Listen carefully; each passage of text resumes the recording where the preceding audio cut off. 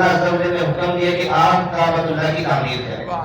حضرت ابراہیم علیہ السلام نے کعبہ کی تعمیر کی. وہاں پر وہ نشان بھی موجود ہے. وہ جس پتھر پر کھڑے ہو کر انہوں نے تعمیر کی، وہ پتھر وقت کے ساتھ ساتھ جب ان کو ضرورت ہوتی ہے اونچائی کی وہ بڑا ہو جاتا، جب ضرورت ہوتی ہے تھوڑا نیچے ہو جائے تو چھوٹا ہو جاتا. پتھر موم کی بات نہیں کر رہے، پتھر تو اپنی کیفیت نہیں بدل سکتے نا، لیکن میرے آقا مسلمان نے پتھروں کو بھی کلمہ پڑھایا. وہ پتھر چھوٹا بڑا ہوتا اس پر آپ کے قدموں کے نشان بھی. حضرت ابراہیم نے تعمیر کی اور قرآن میں آتا ہے پھر انہوں نے ندا لگائی، ایک آواز لگائی کہ اللہ کے گھر کے حج کے لیے آؤ، اللہ کے گھر کے طواف کے لیے آؤ.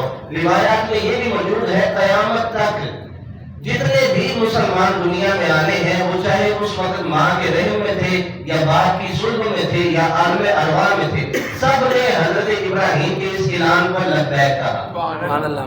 اور جتنی بار انہوں نے لبیک کہا، یہ بھی روایات میں آتا ہے کہ اتنی مرتبہ وہ شخص دنیا میں رہ کر حج کرے گا.